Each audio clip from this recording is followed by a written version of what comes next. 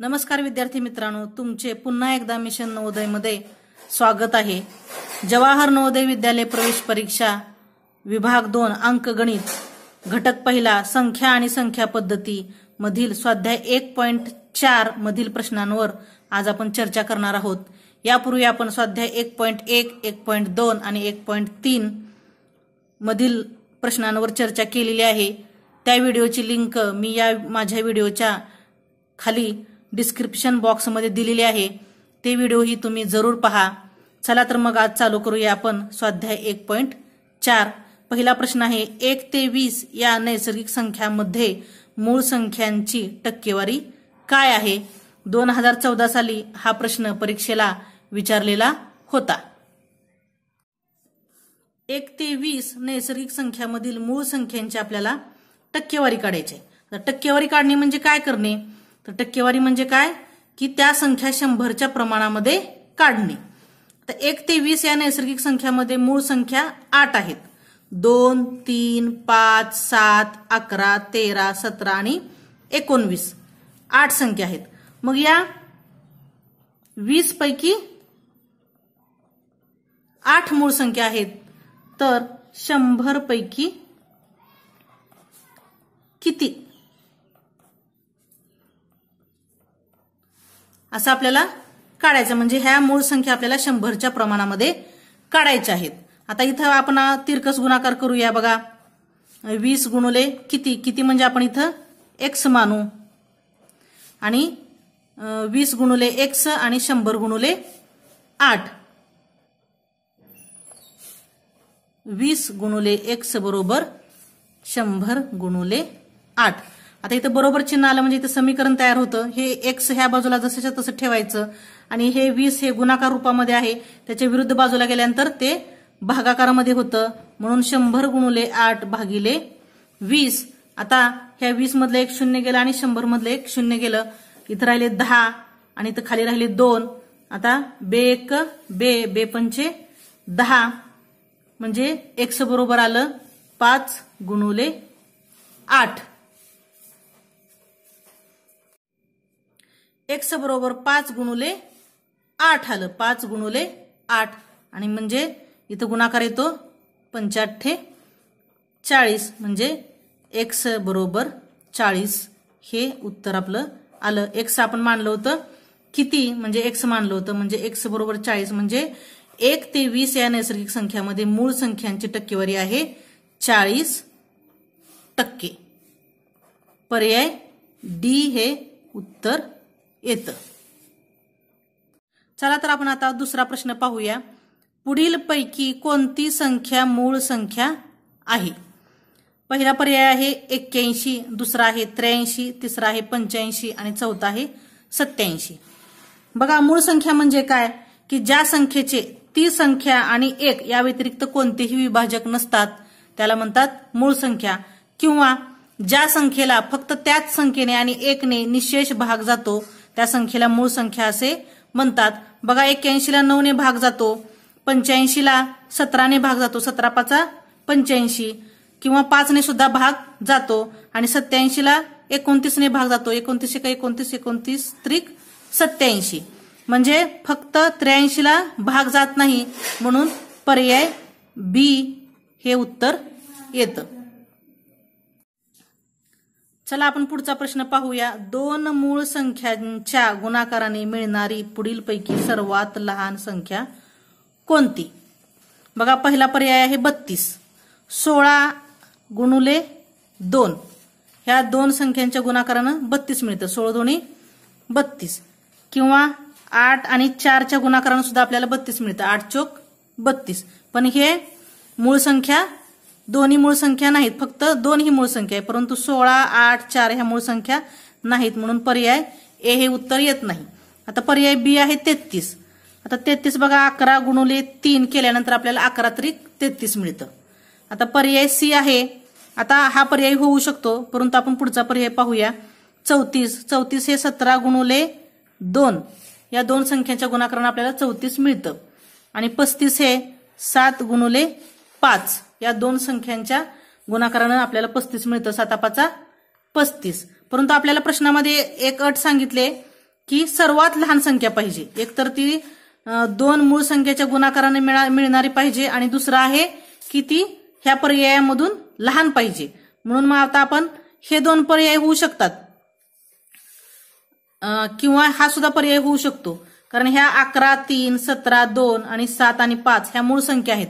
परंतु ह्यामध्ये आपल्याला लहान संख्या शोधायची आहे म्हणून पर्याय बी म्हणजे 33 पर्याय बी हे उत्तर येतं. पुढचा प्रश्न पाहूया. पुढीलपैकी कोणती संख्या मूळ संख्या आहे? म्हणजे दिलेल्या पर्यायापैकी कोणती मूळ संख्या आहे? आता पहिला पर्याय आहे 27, दुसरा आहे 57, तिसरा आहे 77 आणि चौथा आहे 97.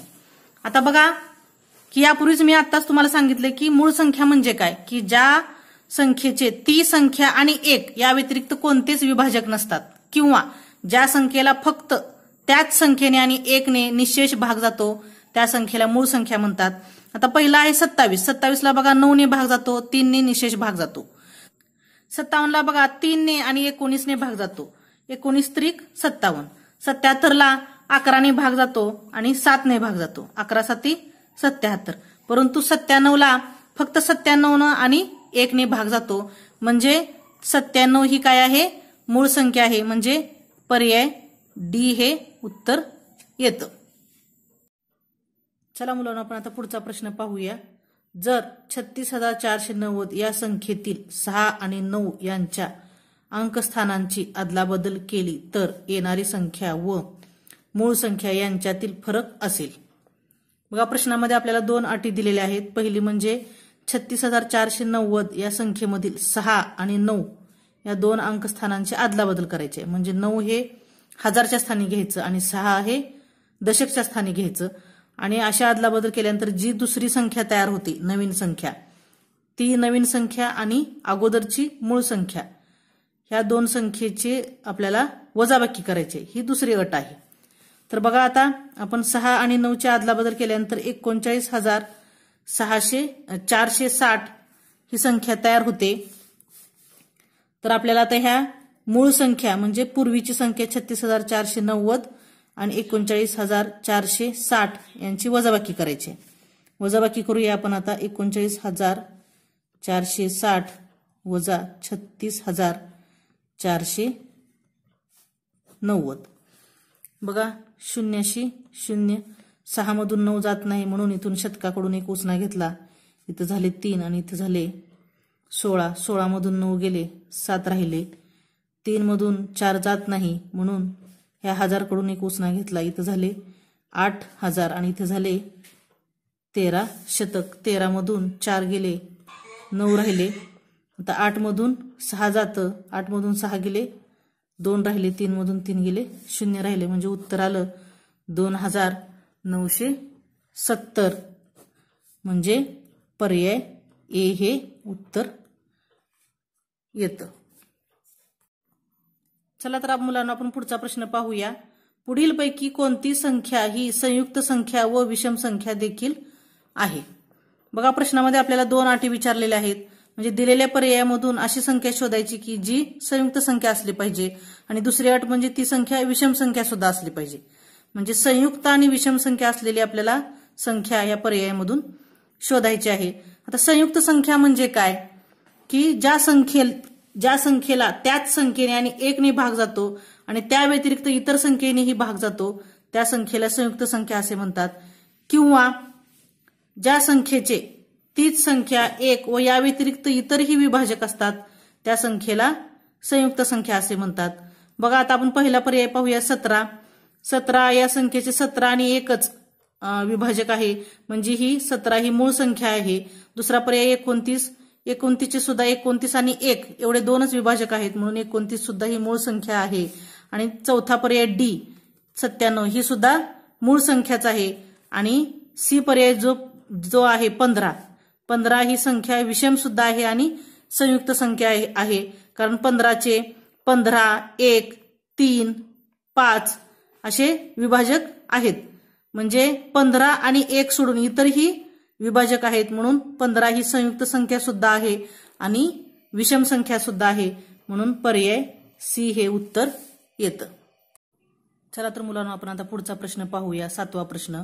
95024 या अंकांचा वापर करून बनणारी किमान 5 अंकी संख्या आहे. 2017 साली हा प्रश्न परीक्षेला आलेला होता. बघा आपल्याला प्रश्नामध्ये असं सांगितलं आहे की 95024 हे 5 अंक वापरून किमान 5 अंकी संख्या तयार करायची आहे. किमान म्हणजे काय, तर लहानात लहान आपल्याला 5 अंकी संख्या तयार करायची आहे. ज्यावेळेस आपण लहानात लहान संख्या तयार करतो त्यावेळेस आपण दिलेल्या अंकांचा चढता क्रम लावतो. मग जर आपण 0 हा लहान आहे म्हणून 0, 2, 4, 5, 9 असं जर क्रम लावला तर ही 4 अंकी संख्या होईल. कारण 0 हे कोणत्याही अंकाच्या डावीकडे जर घेतलं तर त्याला काहीच किंमत नसते. म्हणून आपण आता ह्या अंकांचा चढता क्रम असा लावूया. 0 2 नंबरला घ्यायचं, 2, 0, 4, 5 आणि 9. ही झाली 5 अंकी किमान लहानात लहान संख्या म्हणजे 20,459. बघा हे उत्तर आलेलं आहे आणि पर्याय बी हे उत्तर येतं. अशा प्रकारे आपलं स्वाध्याय 1.4 इथे संपलेला आहे. तुम्हाला जर माझा व्हिडिओ आवडला असेल तर नक्कीच लाईक करा आणि शेअर करा आणि माझे मिशन नवोदय हे चॅनल सबस्क्राईब करायला विसरू नका. पुन्हा भेटूया पुढच्या व्हिडिओमध्ये. तोपर्यंत शिकत रहा, आनंदी रहा. धन्यवाद.